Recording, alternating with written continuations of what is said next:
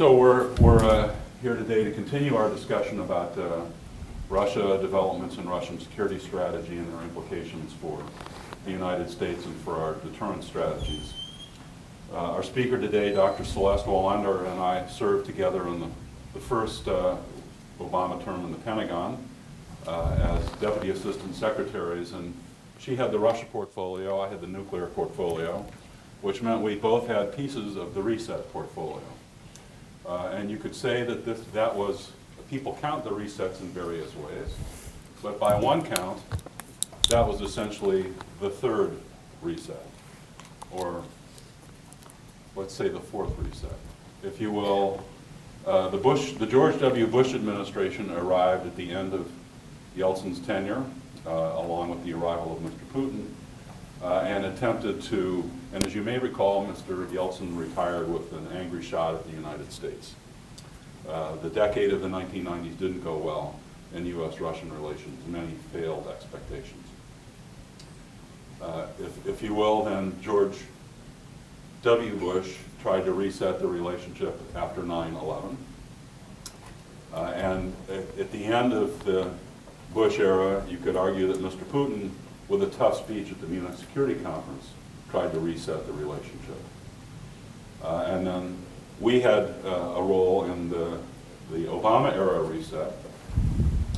And at a certain point, we had to take on the main lesson from this history, which was reset wasn't working. And that there was something fundamentally afoot in the U.S.-Russia relationship with important implications for our overall national approach. Unlike many people who have just admired the problem and talked about the problem and tried to understand the problem, Celeste has gone on to try and do something about the problem. She was a catalyst inside the Obama administration for shifting away from the reset agenda and beginning a discussion that resulted in Ash Carter's statement in 2016 that the United States was finally renewing thinking about military planning against Russia, something that hadn't happened since 1991.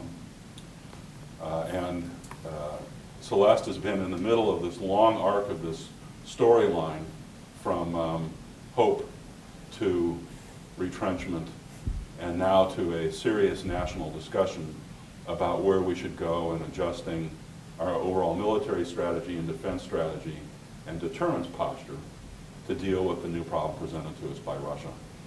I'm pleased to report that Celeste will be one of the next authors in our series of Livermore papers on global security, with a paper on the topic of her presentation today, which is, as I roughly recall it, since I left the piece of paper back in my office, developments in Russian security policy and their implications for our defense strategy. Please join me in welcoming Dr. Celeste Wallander.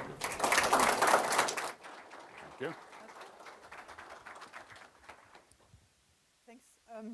Thanks very much, Brad. And Brad has echoed a point I now make, now that I'm not in the Obama administration. I'm not part of a political campaign to elect a president that I believed in and continue to believe in President Obama's work and his legacy, which was that there's actually a lot of continuity in American strategy towards Russia after the Cold War, that the focus was on an assessment that Russia, after the communist period, after the Soviet communist period, was interested in and best served by integration in the global economy, in the global liberal political order, and that was an American interest too, that a Russia that was engaged, was integrated, would become modernized in political, economic, and security terms, and would no longer be a challenge to U.S. security, but actually could become the kind of strategic partner that I think a lot of Russians hoped would develop in the relationship. So in that sense, I exactly agree that there were repeated attempts again and again to try to make that work. And I'm not going to kind of go through that history today. I'm going to take as my starting point what happened in 2012 and its implications thereafter, and explain what I think that means for Russian national security strategy today. but I'm happy to kind of go back and talk about some of these pieces. And I'm going to kind of go through a number of issues I'm going to lay out for you what I'm going to go through so you know where I'm going, and then make the case on each point, but welcome the opportunity to dig down deeper on anything in particular that you might be interested in.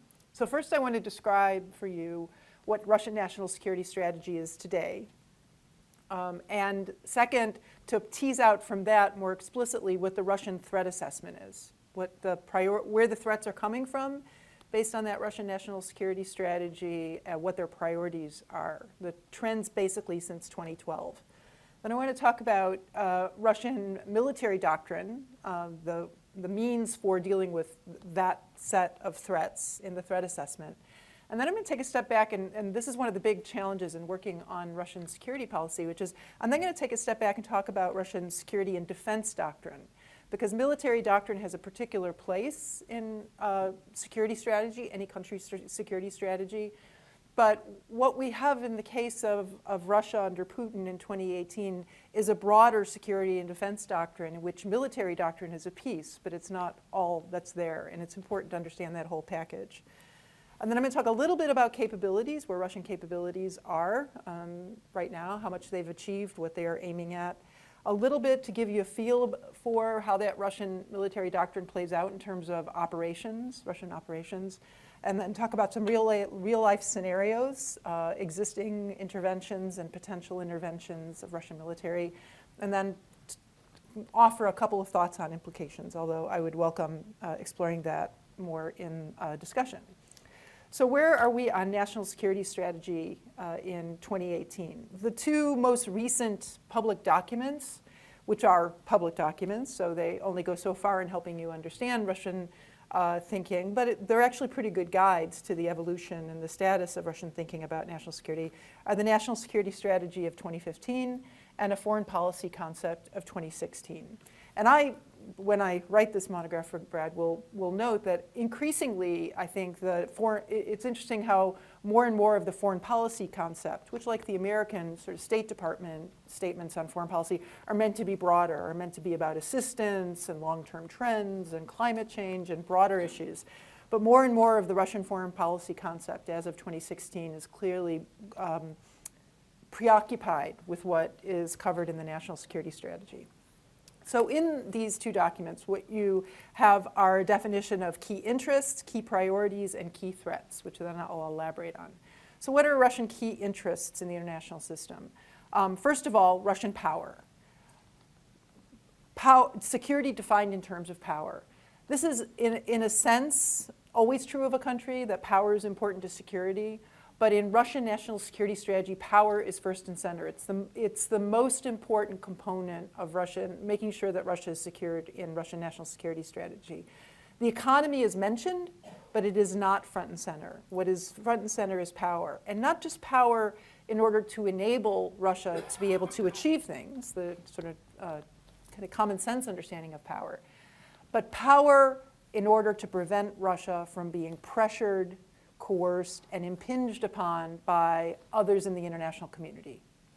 And as others, I was not the first to note this, have noted, in the 2015 concept, National Security Strategy, for the first time, the United States is explicitly named as being the main agent of that potential pressure, coercion, and disregard of Russian power. It was always implicit in earlier versions, but it's now very explicit in the 2015 National Security Strategy. Another key interest that is, on the one hand, on the surface sounds sensible, on the other hand, you have to understand why it's important, is sovereignty. So in the National Security Strategy, the Russian government has to state that it is a key national interest that Russia sustains sovereignty. Why is this?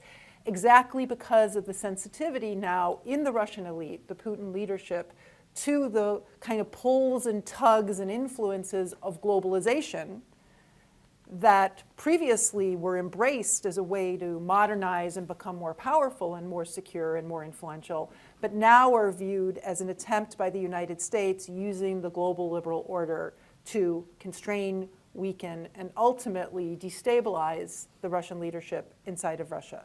So sovereignty itself is a key interest that must be protected and advanced in Russian national security strategy. We can talk about whether Russia is the only country in the world that is now concerned about the effects of globalization on sovereignty, but I'm supposed to talk about Russia today, so that's what I'm going to do. Third, influence on global issues.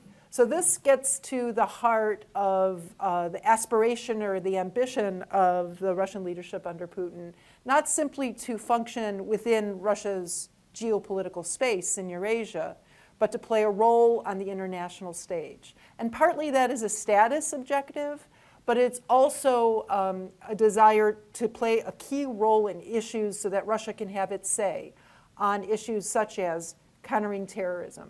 Because if Russia doesn't have a seat at the table defining who terrorists are and how to deal with them, the Russian leadership has assessed that therefore if they're not at the table, then the United States determines the terms of those operations, the international community's take on those operations, the formation of international law about those formations, and Russia becomes a rule taker instead of a rule maker. So it is key in this definition of Russian national security to have an influence on global issues in order for Russia to be a rule maker as well as a rule taker.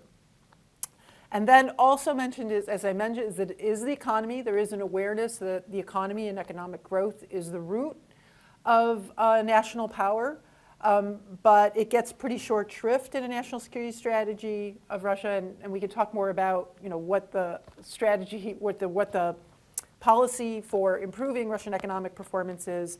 It's not going super well, is the bottom line, and we can talk about that, partly because of this determination now to elevate sovereignty and control of Russia's status in the international community, which requires limiting the influences of globalization, the influence of foreign investors, of global trade, of transparency, of property rights, the whole package of a liberal global order, which does impinge on your ability to have autonomy and sovereignty as a national leader.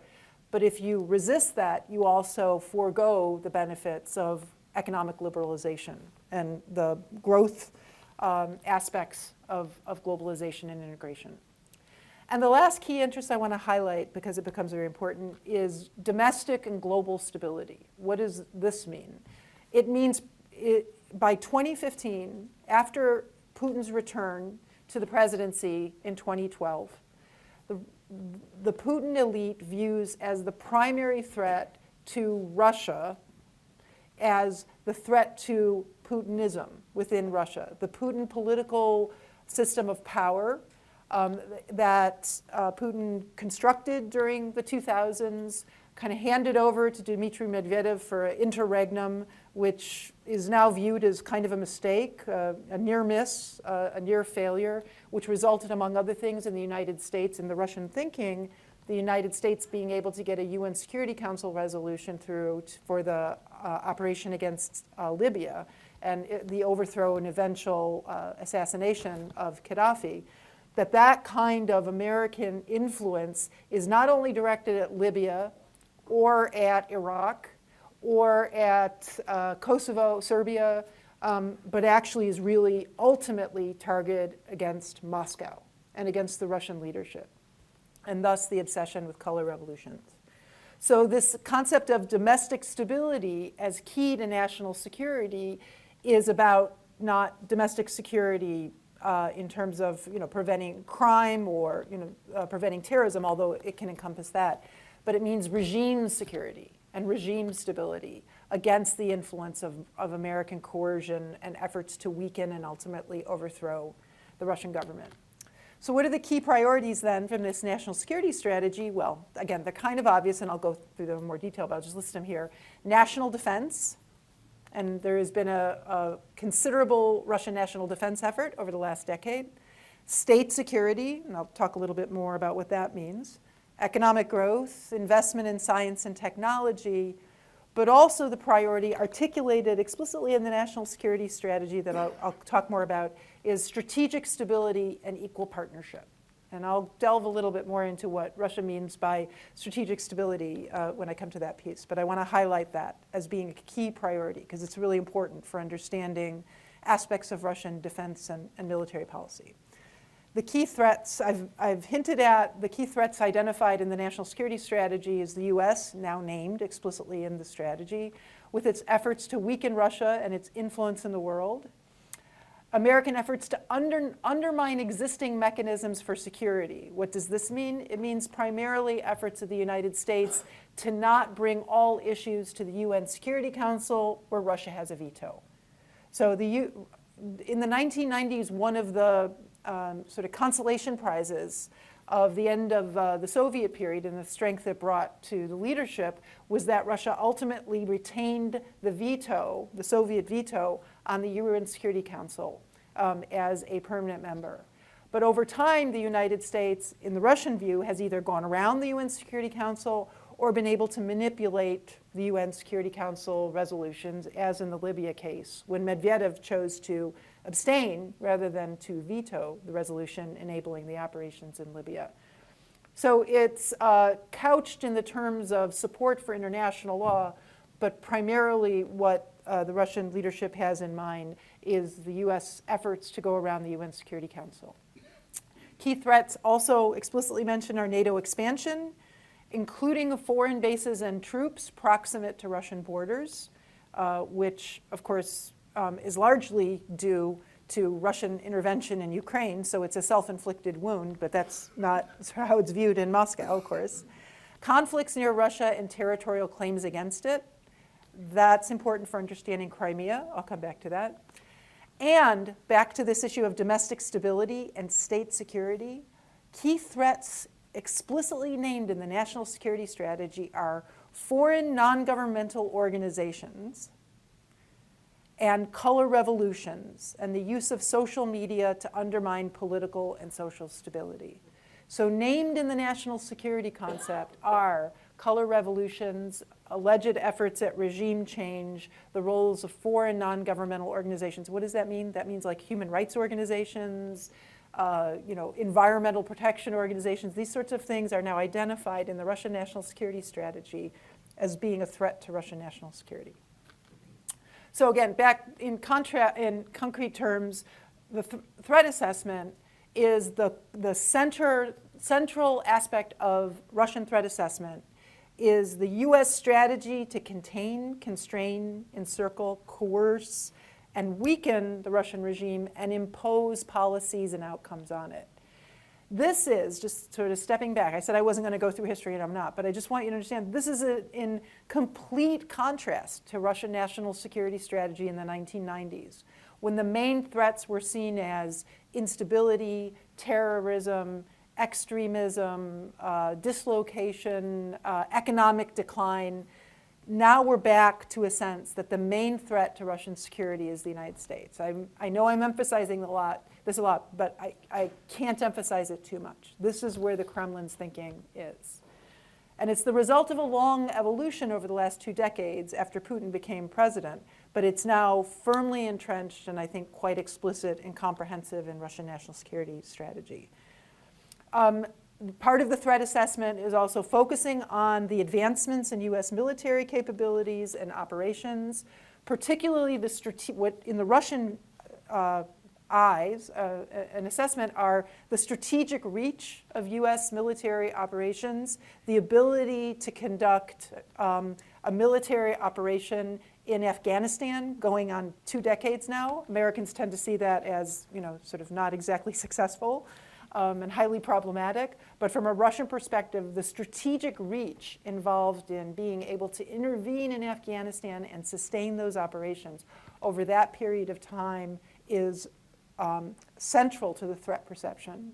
And not just Afghanistan. To be able, again, from the Russian perception, to be able to conduct the operation in Afghanistan and a war in Iraq. Again, Americans don't kind of look at that as a big plus on the capability side in terms of what it achieved.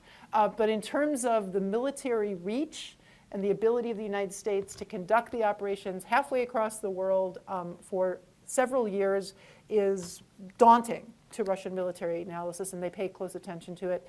And then now, of course, the operations in Syria. So the United States' ability to conduct military operations at great distance using advanced capabilities and technologies, and to sustain more than one operation at a time in the Eurasian heartland, which from a Russian, think about the map, from a Russian point of view, those areas are just south of the Russian Federation.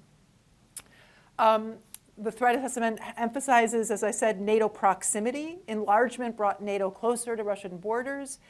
And now, not only are NATO members closer to Russian borders, the Baltics, Poland, and Romania, Bulgaria, on the don't forget the Black Sea side, but now there is enhanced military presence. Now, again, the answer from the United States and NATO is, well, the reason why there are now NATO multinational battalions in the 3 Baltic states and in Poland is because of the Russian intervention in Ukraine and its I'll come back to its improved military intervention capabilities and willingness to use force. But from a straightforward analytical point of view, if you're a Russian military planner, you're now seeing those capabilities within striking distance, certainly of St. Petersburg, and certainly with the capability that complicates Russian military planning from the point of view of the main theater of operations, which is the Western Military District, which is bordering on these NATO countries.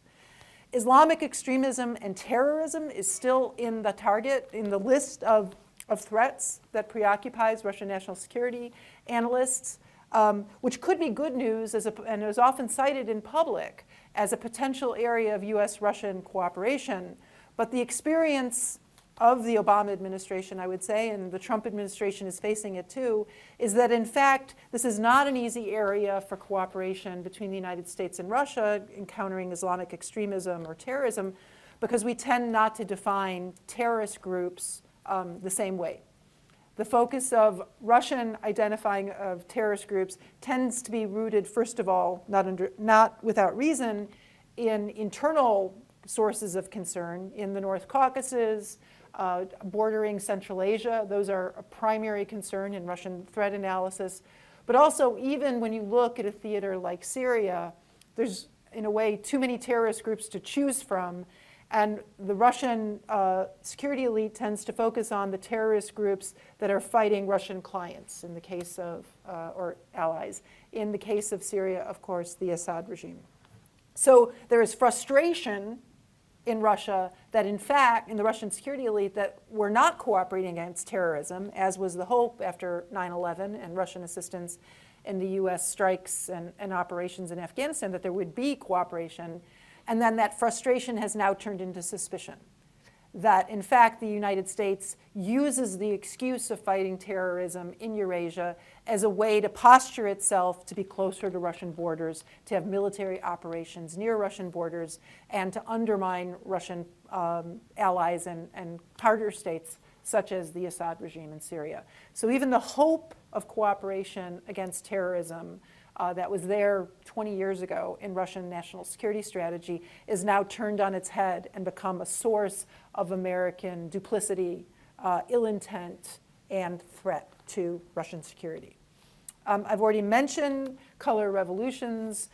From a Russian perspective, one of the success stories of Syria is not just the military operation per se, but it was saving the Assad regime. The Assad regime was on its back heels in 2015, and the Russian intervention has basically, in the Russian conception, undermined the American mission to get rid of Assad, which arguably was a stated objective at various points in time, not just of the United States, but various European countries as well. So by thwarting the revolution in Syria, overthrowing a legitimately elected government in the Russian perspective, Russia is helping to prevent the establishment of precedent and international law for intervening against an undesired regime and overthrowing it. Namely, sort of the defense of Moscow starts in Damascus and in Syria as part of this perspective. All right. Now, there are some positive developments since 2002, which was interesting in the updated national security strategy and in the military doctrine, which I'll talk about in a little bit. Compared to when we first started talking about these issues after the Russian intervention in Ukraine in 2013, the assessment of the Russian security elite is much more positive on trends in Russian conventional capability. The investments in reorganization, retraining, re-equipping the Russian primarily conventional ground forces, but also Russian air defenses, has proved beneficial. Russian intervention in Crimea and in Ukraine well, Crimea is Ukraine, but I mean the Donbass as well as Crimea, was much more effective, much more professional, much more 21st century capabilities than the Russian intervention in Ukraine, in Georgia merely 6 years before. And this is recognized by most Russian analysts and has become part of that planning and that level of confidence. And I'll come back to what that means. There's good news and bad news about that. And certainly the trends, positive trends of Russia's ability not to intervene all the way across the world, like the United States did in Afghanistan and Iraq, but out of its immediate border areas in Syria are quite remarkable and impressive. And the ability of Russian military forces to sustain military operations in Syria going on 3 years now, mostly through air defense forces and air attack forces supporting other ground forces. The Russian ground footprint is A, denied, and B, not very large. But still, the sustainment of those operations over that 3-year period and the tactical, operational, and sort of even almost strategic flexibility and learning of Russian military forces in Syria is quite impressive and is something we need to pay attention to. Another positive development in Russian assessment is the modernization of its strategic nuclear forces. Russia is now coming online with a modernized triad, primarily land-based ICBMs, but also modernization of the bomber force. And finally, after multiple failed tests and questions about the new nuclear ballistic missile submarine fleet and ballistic missiles launched from nuclear platforms, that's coming online too. So the insecurity of about 20 years ago about the nature of the Russian strategic nuclear force as a baseline force that can fulfill the baseline requirements of strategic nuclear deterrence, there's greater confidence in that capability as those forces come online. The national security strategy also says, and I don't know if this is just public or if it actually is believed, but I thought I'd highlight it. It notes that the United States is increasingly incapable of sustaining unipolarity and is increasingly having to deal with multipolar forces and influences, and is less and less able to impose its will globally. That the United States has reduced global influence, and this is viewed in the National Security Strategy of 2015 as a positive development, for what it's worth. And it's also noted that there is a reassertion of Russian status and relevance. Remember, I emphasized how important this is to the Kremlin. The idea of status, of being at the table, being a rule maker, not a rule taker. I think any objective analyst, for example, would have to recognize that in Syria, the United States is not the rule maker. Russia's the rule maker and holds the key now to the end of the civil war, if it ever ends. Okay. But what are the persistent negative factors then in Russian security? First and foremost, and most important, factors for strategic instability. And sorry, I have to grab my cheat sheet here, I forgot. I wanted to read for you a terrific, and of course now I have to get my reading glasses too, a terrific definition from the American Defense Intelligence Agency's assessment of Russian military, which is, at least the public version, which is brief and well done and very much worth reading. If you have the opportunity, you should read it. So Defense Intelligence Agency, based on the Russian official definition of strategic stability, defines it as the sum total of political, economic, military, and other measures retained by states in a stable balance whereby neither side has the opportunity, interest, or intent to carry out military aggression. That's a big definition. I'm going to come back to why it's so big in the Russian conception. But let's narrow first to the more strictly military piece of that, or core of that, which focuses on the classic concept of mutual assured destruction, that neither party has an interest or a willingness to attack first because of the recognition that there will be retaliation and there's nothing to be gained from going first. So on the one hand, of course, as I've just suggested, the basic factors of nuclear deterrence reinforce strategic stability. So that piece of the puzzle is trending well from a Russian military perspective.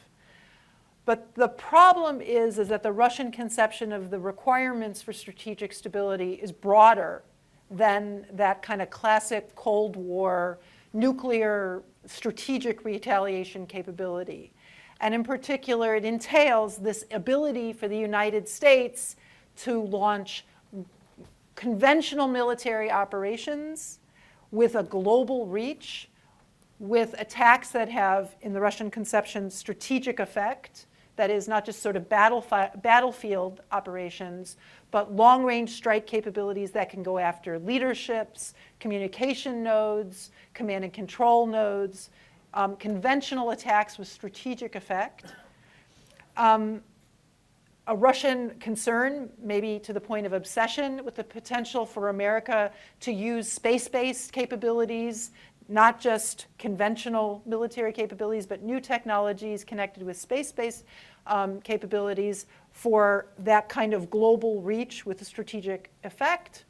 And of course, missile defense. Not just European phased adaptive approach missile defense, but homeland missile defense.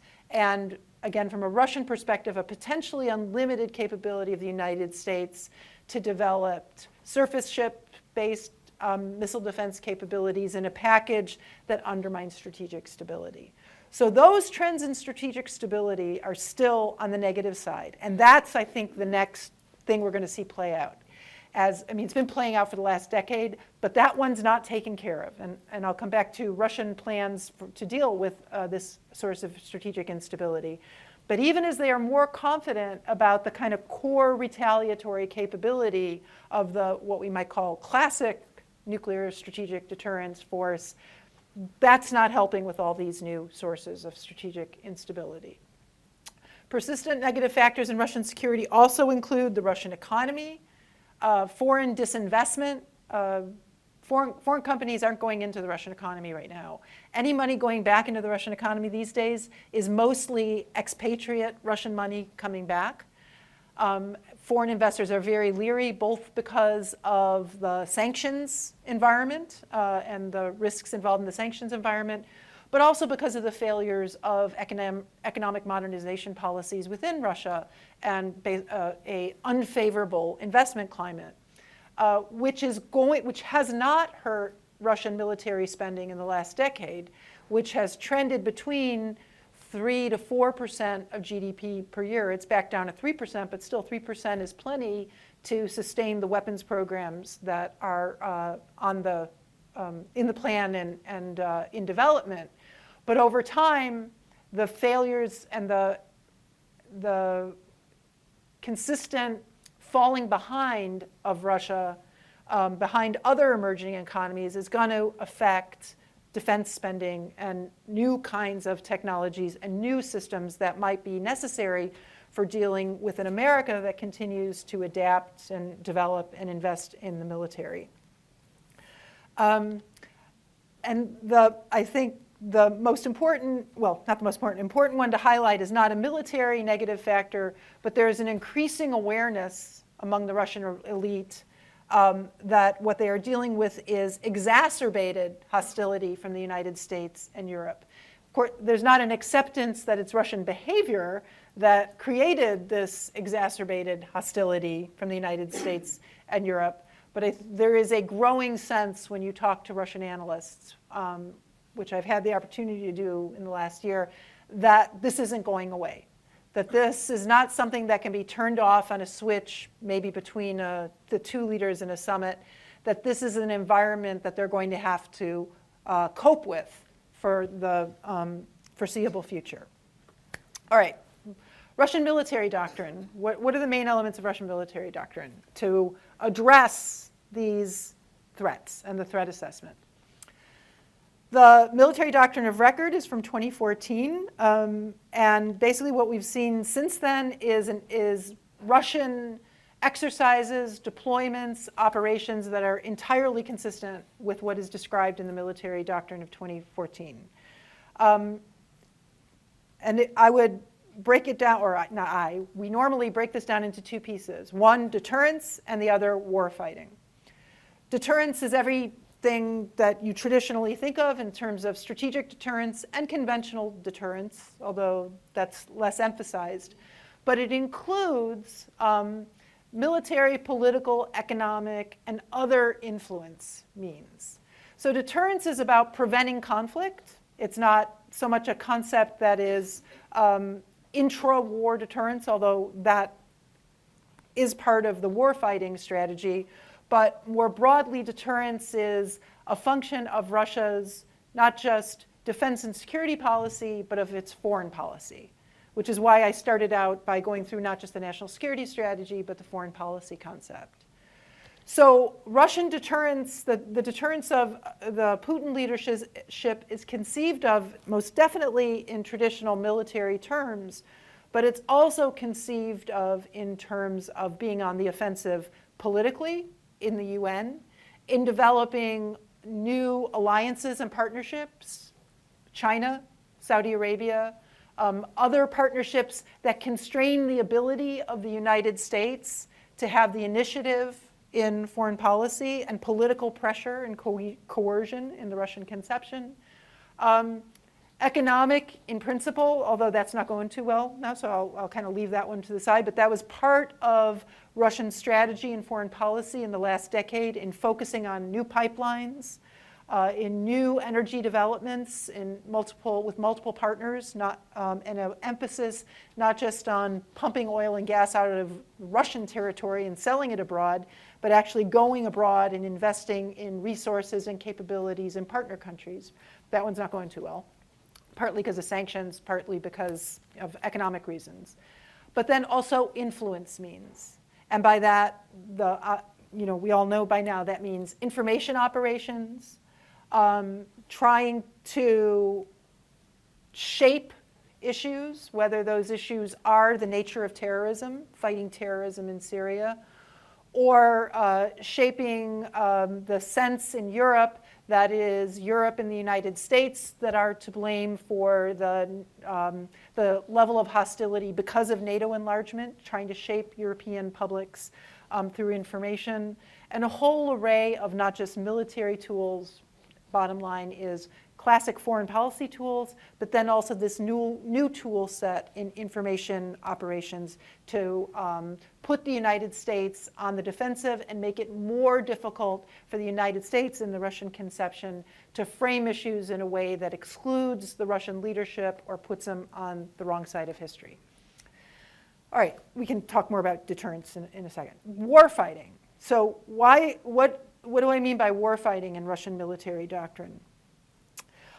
This is rooted in the recognition in the 1990s that Russian conventional capabilities were unsuited for any kind of conflict and the job. Russian military did relatively well in conflicts against when there wasn't a peer competitor or even a near peer competitor, like in Moldova, like in Georgia, and certainly in Chechnya. But even those fights were quite a near thing and quite exposed weaknesses in Russian conventional capabilities. And in particular, they exposed the weaknesses in Russian inability to move quickly, flexibly, and to prevail in a local or regional conventional conflict quickly to prevent some outside power, namely the United States, from intervening and taking the initiative. And you combine that with what I've already referred to, which is Russian military analysts watching the ability of the United States to not only intervene with strategic reach in Afghanistan, in Iraq, and Syria, but to sustain the fight and be able to continue to fight over the long run. And the Russian military identified as one of its inabilities would be to fight and win a long conventional fight. And the assessment is that American national security policy was focused on trying to undermine strategic nuclear deterrence by presenting Russia with scenarios in which the United States would stay below the nuclear threshold, but would deploy capabilities that had strategic effect, conventional capabilities of strategic effect. Therefore, the United States would have the ability, the United States and its allies, would have the ability to intervene using only conventional forces with impunity and would be able to prevail because of its technology, its global reach, and its ability to stay below the nuclear threshold and fight a long conflict. And Russia couldn't fight the long conflict. It would lose the long conflict. So Russian warfighting doctrine focused on, and now has the capability to, and we can go through all the pieces of this if you want, has the capability to counter that in two ways. One is to intervene flexibly, quickly, and prevail quickly. That was the focus of the Crimea operation, and it was meant to be the focus of the Donbass operation, and it's been the focus of a succession of Russian military exercises since 2012. The ability to move flexibly, quickly, and adapt to the conditions on the ground that your adversary is presenting, and to not allow the adversary, the United States, to have a foothold that it can then use to prevail in a long conventional fight. So that's the real objective. That's the top objective, to be able to do that. That's what because the Russian military doesn't particularly want to fight a nuclear war either, so they want to be able to prevent that kind of conventional fight. And that includes not only reorganized and re-equipped and retrained ground forces, but it includes combined arms operations. And so a lot of the focus of Russian military development in the last decade has been on something that the Russian military and the Soviet military had never really achieved, which is a better integration of air operations, air defense operations, and ground operations. And they began to implement that and benefit from that in the Donbass in Ukraine, but where you've really seen that to a greater degree is in Syria. And again, it's mostly not Russian ground forces, but there's coordination with Syrian ground forces and Iranian forces and others on the ground in Syria. So they've exercised and developed that capability. And Zapad 2017, which everyone is getting all worked up about, that it might be a scenario for intervening in the Baltics, or it would be another scenario, sort of limited nuclear use, I'll come to that in a second, actually was mostly about exercising that rapid, flexible, combined arms, conventional capability in the Russian military district. So that's the way you want to be able, if you're a Russian military planner and political leader, to be able to convince the United States that you're not going to be able to have time, you're not going to be able to bring to bear all those great technologies with strategic effect in a long fight, because we're going to win fast and we're going to win flexibly. And so you won't have that opportunity. That's the idea. And that's still in the works. I mean, that's not fully achieved, but that's the focus, especially in the Russian military district on the border with NATO. And also to a lesser degree, but increasingly in the Black Sea, where the anti-access area denial capability that Russia now has in the Black Sea because of the occupation and remilitarization of Crimea has also given Russia that kind of ability to keep the United States and NATO from having that kind of interventionary capability for a long conventional fight into the Russian soft underbelly of the North Caucasus. But the other piece of the warfighting is if the United States looks like it thinks it's going to be able to intervene in a long fight on the conventional front, is to have options to raise the price and the cost to the United States so that it stands down from a conventional conflict that Russia is not going to be able to succeed in winning quickly and present a fait accompli. It's getting ready to lose, and the United States is getting ready to be in a position to implement this strategy of global strike and conventional superiority and coercion based on conventional superiority. And this is the concept which has been misidentified in public as escalate to de-escalate. It would be better characterized as escalate to terminate or escalation coercion. And the idea here is when Russia's about to lose that conventional fight in the face of American superiority in technology and global reach and sustainment of military operations, to raise the costs to the United States to the point where the United States stands down and gives up. Now, there are multiple ways to do that. You can do that through conventional strike, through cruise missile conventional strike, for example, against resupply centers in Europe, necessary for sustaining that fight in the Baltics and Poland. You could do it symbolically. You could go after military capabilities and signal that the United States and NATO are not going to be able to sustain that long fight at acceptable cost because ports, key cities, transportation nodes are going to get hit and Europeans are going to die. That's one way to signal that. Another way to signal it is to not have to go after military assets or key logistics sites, but to go after symbolic sites in Europe, again, with the same idea of maybe fracturing NATO unity on the issue or convincing the United States that it's just not worth the fight at that point. But it also, in Russian thinking, entails limited nuclear strike. Now, this is the element that has gotten lots of public attention because it's kind of eye-popping. But it's not the only option in the toolkit. It is definitely an option in the toolkit, and it's talked about by Russian analysts, and it is explicit in Russian military doctrine that allows Russian limited first use of nuclear weapons under the condition that the survival of the Russian state is at stake, is at risk. That is the anti-color revolution, anti-regime change element of Russian military doctrine. That does not mean only the survival of the Russian Federation, the giant 11 time zone country that it's hard to imagine the survival being ever at risk. The conception is the Kremlin is the state. The Kremlin is the key to Russian security, to Russian stability, to Russian power, to Russian status. The ability of Russia to play a role on the global stage is the Putin leadership.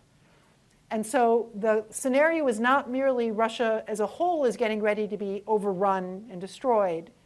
It's this concept of a conventional long-range strike that would coerce and disable the Russian leadership itself in Moscow, which, of course, Americans are sitting here thinking, is that in our toolkit? I didn't know that was in our toolkit. But the Kremlin is convinced itself that it is. And so war fighting is, on the one hand, that kind of conventional package that I've talked about. And much of what you're seeing in Russian defense acquisition, training, and planning is about that capability. And the first priority was the Baltics, because that's the highest priority of where American capabilities are. But it's also what's being developed in the Black Sea area. And I would expect that over time, depending on the threat assessment, you will see more of an investment in that capability in the Russian Central Military District, which borders Central Asia. It's a little harder to see that, but I would expect elements of that to play themselves out there, and maybe in the Russian Far East too, although that's a very complicated theater. But then the warfighting concept also includes this new, it's not entirely new, but a new element of how do you impose unacceptable damage on the United States or NATO allies to cause the United States to step down in a conflict on Russia's borders so that Russia doesn't have to fight a long war. So the good news, if you think limited use of nuclear weapons is a bad thing, which most people do, the good news is the Russian greater confidence in its conventional capabilities probably means it has more confidence that if there were a conflict, something bad happening in Armenia, because there's been protests in Armenia, although the Russian government so far has been coming out and stating it doesn't see Armenia like Ukraine in 2014, which is good news. But if you saw some emerging conflict, the Russian leadership and the Russian military now has more confidence that they can intervene quickly on their own terms and win in conflicts near the Russian border. And I actually think it's not necessarily good if you're at the receiving end of Russian conventional capabilities, but it's good for stability because they don't need to feel as at risk that they can't sustain a conventional conflict for a period of time and convince the United States it's not worth it. And so that hopefully means that the nuclear threshold or that sort of unacceptable damage, either through conventional precision strike, cruise missiles, or other forces, is higher, or through nuclear, it may be higher. The bad news, though, there's a other side to the bad news, which is I think we should assume that Russian leadership is now more able and more confident and more willing to use limited conventional military action to achieve political goals. And that was true in Crimea. It was true in the Donbass, although the shootdown of MH17, the Malaysian civilian airliner, constrained military options and changed that conflict. But they were very willing to use military force in the Donbass, and it was absolutely true in Syria. So I would expect if there was some kind of instability on Russia's borders in Eurasia or in sort of the northern, what we could think of as the northern Middle East or northern South Asia and Central Asia, that the Russian leadership would have more in the toolkit and be more willing to use it. So we could see more conventionals. I would see more scenarios in which you would have to deal with the potential for Russian intervention, which is generally not necessarily a spectacularly good thing. I've already talked a little bit about the capabilities that we've seen and tried to distinguish between the strategic nuclear, the replacement of the triad, non-strategic nuclear with a focus on them being usable in a Eurasia scenario, which affects the ability of the United States to have which affects the United States' willingness to prosecute a fight. And that is, I'm happy to ask questions about this too, but that's the core of the Russian development of forces that are not compliant with the INF Treaty. And then the development in the nuclear realm of next generation capabilities that are meant to ensure strategic stability against the new set of American capabilities, not the classic strategic triad capabilities for nuclear deterrence and strategic stability, but to deal with new sources of instability in the Russian thinking, which include missile defense, cyber weapons, space weapons, and that whole suite of capabilities, which are not usually thought of in the United States as being part of the strategic stability package, but which are solidly in that package from a Russian perspective. I've already talked about operations too, and I've already given you some concept of some scenarios in which Russia has chosen to use military force. What I would emphasize in the scenarios I've talked about in Ukraine and Syria is that the interventions, I believe, should be understood as the Kremlin determination to prevent loss. I don't mean this in a moral sense, I mean it in an analytical sense. And when the Kremlin saw Ukrainian President Yanukovych flee from power in February of 2014, what they saw was a scenario in which Ukraine was going to continue on the path of the EU Association Agreement, and Russia might lose its naval base in Sevastopol in Crimea, and might lose the ability to influence Ukraine's policies on the EU or NATO. And so the Russian leadership was operating in a realm of preventing loss. And I would say the same thing was true in Syria in 2015, which is they had invested not a huge amount, but a fair amount of military capability, political relationships, economic support to the Assad regime, and they saw the Assad regime getting ready to fail. And so the intervention on the side of the Assad regime in September 2015 was to prevent loss. So that's kind of the good news. In other words, it's not a foreign policy of using military force for expansion. I would disagree with analysts who phrase it that way. But, so I keep giving you good news and bad news. That's the good news. The bad news is the Russian definition of loss comes back to this concept of being disrespected, not given proper status, constrained, disempowered, and potentially destabilized within Russia. So what I worry less about is Russian offensive actions on Russia's borders or in support of allies or client states. That is what we would think of as offensive and proactive, intervention to expand Russian territory. That's not where I think the Kremlin's mindset is. But what we're dealing with for at least the next decade is a Russian leadership that sees potential loss everywhere and sees that loss connected to its ability to remain sovereign, have status, power, and security and stability within Russia itself. And so that is the frame in which we need to think about potential Russian military and other operations meant to enhance and support its national security strategy. What are implications? I know I've gone too long. I'm just going to say a couple implications. One implication is that I really wish that American experts and analysts, and many of them are now beginning to, would take more seriously this challenge of a new concept of strategic instability. We may not agree with it. I don't know what your views are. I'd be interested to hear it.